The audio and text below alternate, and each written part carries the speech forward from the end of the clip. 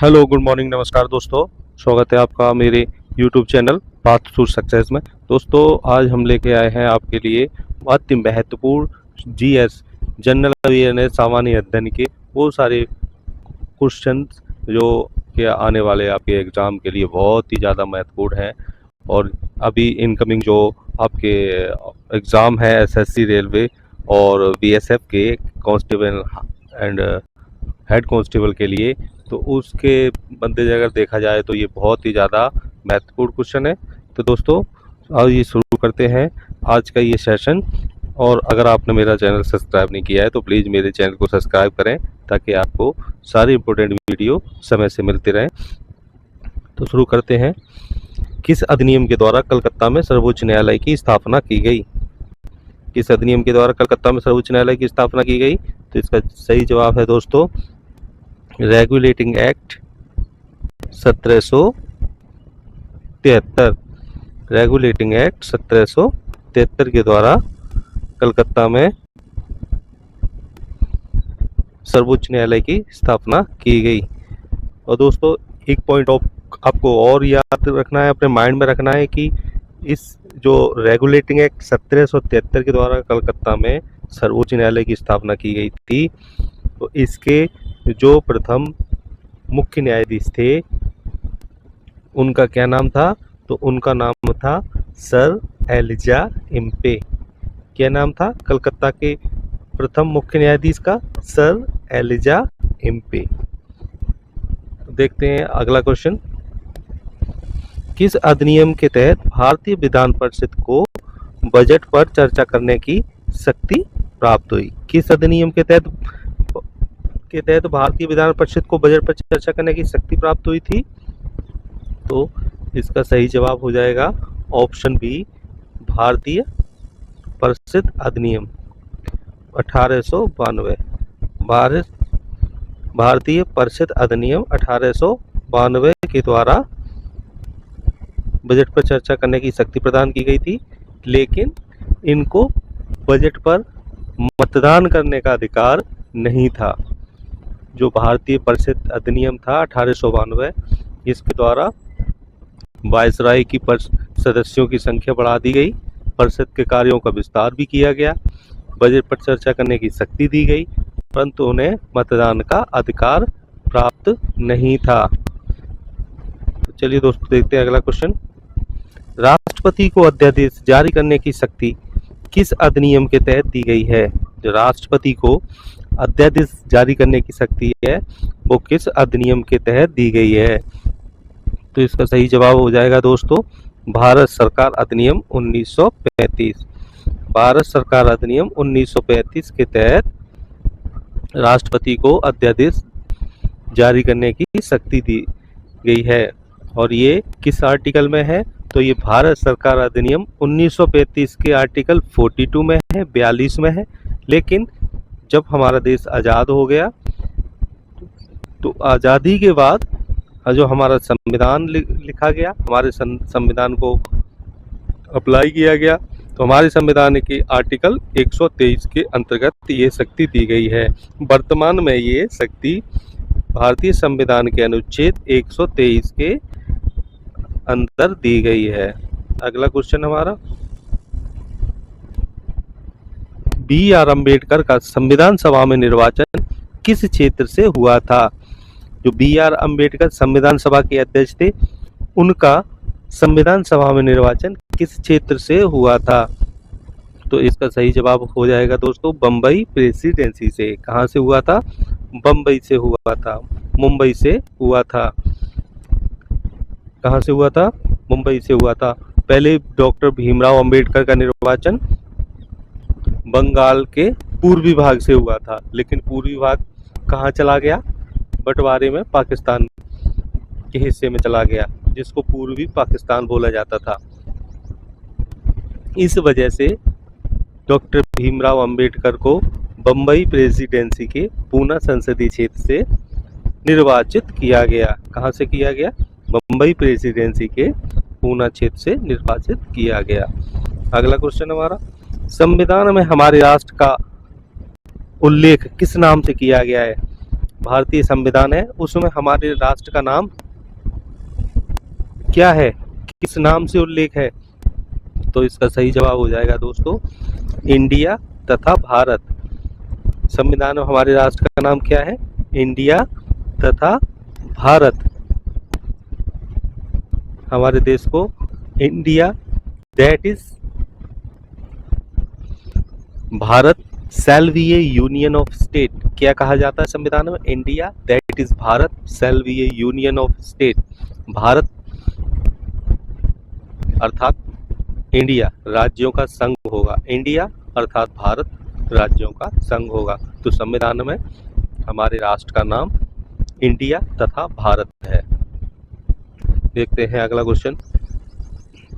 दोहरी भारतीय संविधान में हमें कौन सी नागरिकता प्रदान की गई है? भारतीय संविधान में हमें कौन सी नागरिकता प्रदान की गई है?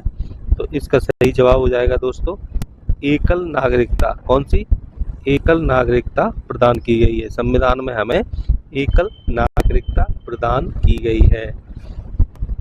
और ये कहाँ से लिया गया है? तो भारतीय संविधान में एकल नागरिकता का उपबंध ब्रिटेन के संविधान से लिया गया है। जम्मू कश्मीर भारत का एकमात्र ऐसा राज्य था जिसके नागरिकों को दोहरी नागरिकता प्रदान थी, लेकिन धारा 370 हटने के बाद उन्हें भी भारतीयों की तरह, भारतीय संविधान की तरह एकल नागरिकता का प्रावधान है। अगला क्वेश्चन।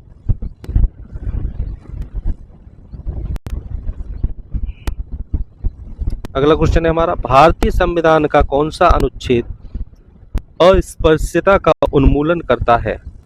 अनटचेबिलिटी का उन्मूलन करता है। भारतीय संविधान का कौन सा अनुच्छेद है जो अस्पृश्यता अर्थात छुआछूत का उन्मूलन करता है? तो इसका सही जवाब हो जाएगा दोस्तों ऑप्शन डी। ऑप्शन डी अनुच्छेद 117 सॉरी अनुच्छेद 17। अनुच्छेद 17 जो है वो अस्पृश्यता का उन्मूलन करता है, छुआछूत का उन्मूलन करता है। भारतीय संविधान के अनुच्छेद 17 में अस्पृश्यता के उन्मूलन का प्रावधान किया गया है। अस्पृश्यता के प्रयोग और उसे बढ़ावा देने, उससे संबंधित विवादों के कारण उत्पन्न किसी प्रकार की निर्योग्यता को दंडित करने के उद्देश्य से संसद द्वारा अस्पृश्यता अपराध अधिनियम 1955 पारित किया गया।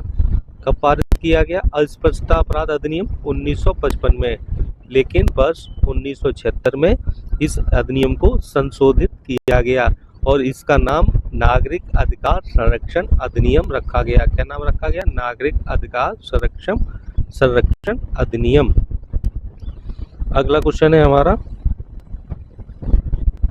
कौन से मूल अधिकार विदेशी नागरिकों को प्राप्त नहीं है?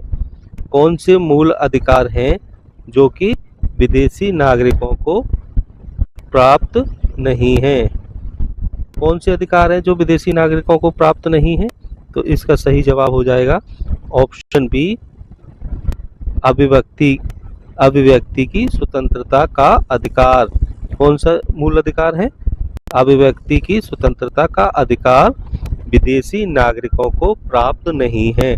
बाकी तीनों जो है विधि के समक्ष क्षमता का अधिकार उनको प्राप्त है, प्राण व देह स्वतंत्रता का अधिकार उनको प्राप्त है और शोषण के विरुद्ध अधिकार उनको प्राप्त है। लेकिन जो अभिव्यक्ति की स्वतंत्रता का अधिकार है वह विदेशी नागरिकों को प्राप्त नहीं है। इसके अलावा कुछ मूल अधिकार जैसे आर्टिकल 15, 16, 19, 29 और 30 में हैं, उनको विदेशी नागरिकों को प्राप्त नहीं होते हैं। अगला क्वेश्चन है हमारा, किस अनुच्छेद के अंतर्गत प्रत्येक नागरिक का कर्तव्य होगा कि वह प्राकृतिक पर्यावरण का संरक्षण व सुधार करे? किस अनुच्छेद के, किस आर्टिकल के अंडर ये कहा गया है कि भारत के प्रत्येक नागरिक का ये कर्तव्य होगा कि वह प्रकृति और पर्यावरण का संरक्षण व सुधार करे? तो इसका सही जवाब हो जाएगा दोस्तों आर्टिकल 48 का। आर्टिकल 48 का में क्या वो कहा गया है, इसमें कहा गया है कि पर्यावरण के संरक्षण, संवर्धन और वन तथा वन्य जीवों की रक्षा करने का प्रयास किया जाएगा। प्रत्येक नागरिक का ये कर्तव्य होगा तो वह पर्यावरण का संरक्षण करेंगे और संवर्धन करेंगे।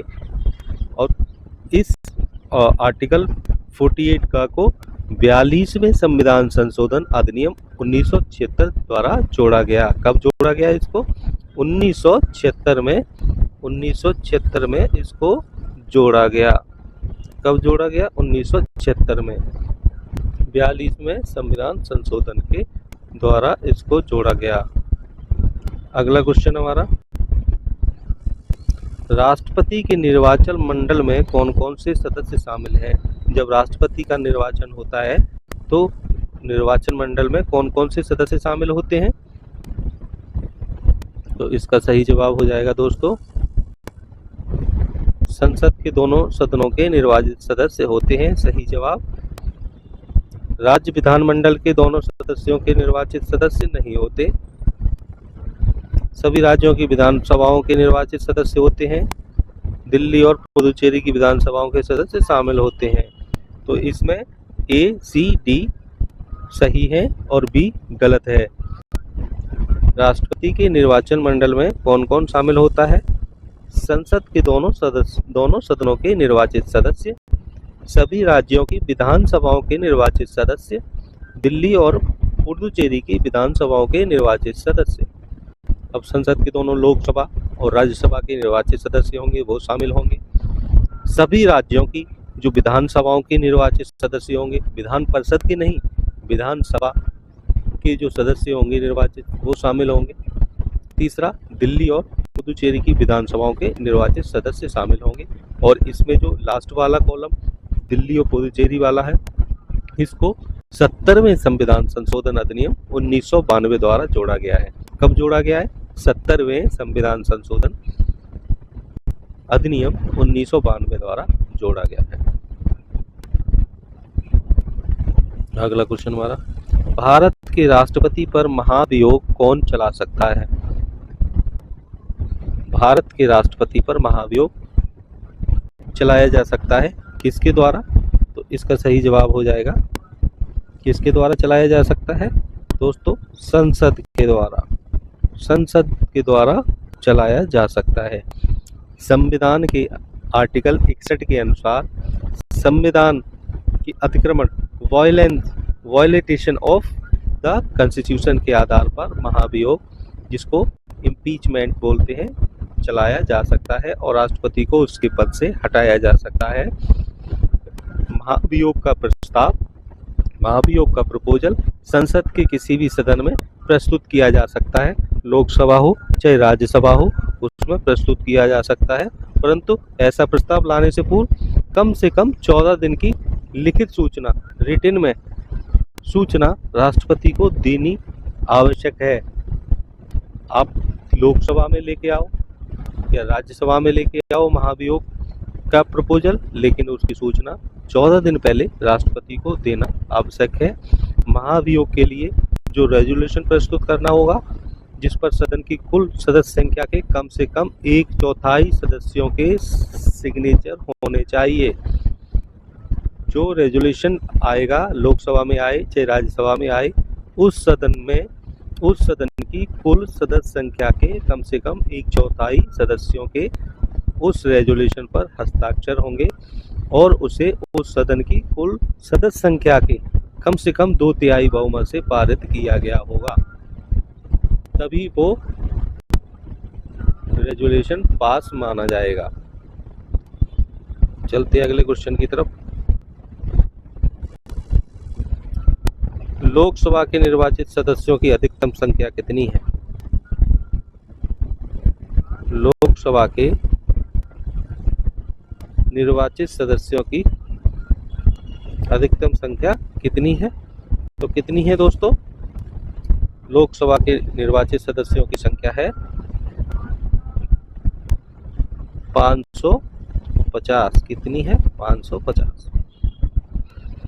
संविधान के आर्टिकल 81 के अनुसार लोकसभा की अधिकतम संख्या 552 है। कितनी है? 552, जिसमें लोकसभा के निर्वाचित सदस्यों की संख्या 550 है।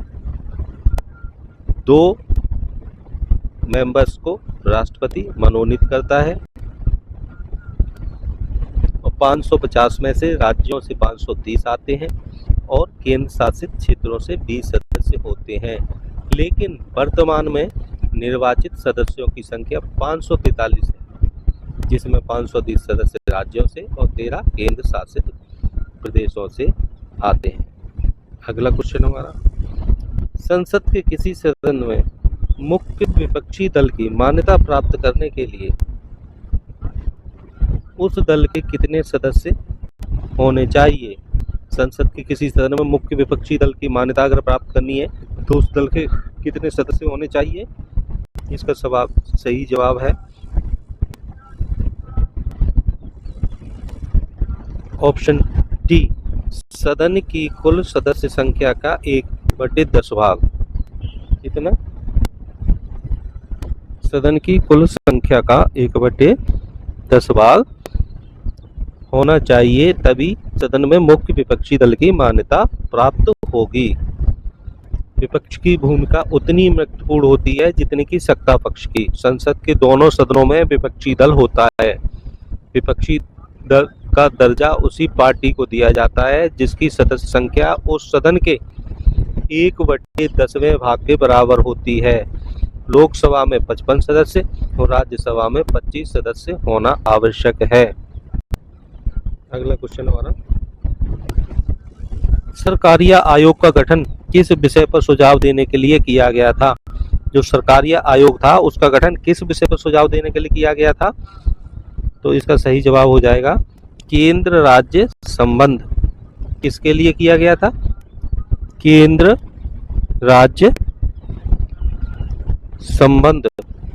सरकारिया आयोग का जो गठन किया गया था वो केंद्र राज्य संबंध को लेकर किया गया था। कब किया गया था? सरकारिया आयोग का गठन 1983 में रणजीत सिंह सरकारिया की अध्यक्षता में 3 सदस्यीय समिति के रूप में किया गया था। कब? 1983 में रणजीत सिंह सरकारिया की अध्यक्षता में। इसका क्या काम था? केंद्र राज्य संबंधों की व्यवस्था की समीक्षा करना, और इसने अपनी रिपोर्ट कब दी थी? 1988 में दी थी। अगला क्वेश्चन हमारा, संविधान के किस अनुच्छेद के द्वारा राज्यपाल राष्ट्रपति के विचार के लिए किसी भी विधेयक को आरक्षित कर सकता है? संविधान के किस आर्टिकल में ये दे रखा है कि इस आर्टिकल के द्वारा राज्यपाल राष्ट्रपति के विचार के लिए किसी विधेयक को आरक्षित रिजर्व रख सकता है? तो इसका सही जवाब हो जाएगा दोस्तों आर्टिकल 200। आर्टिकल 200 के अनुसार राज्यपाल राष्ट्रपति के विचार के लिए किसी विधेयक को आरक्षित रख सकता है।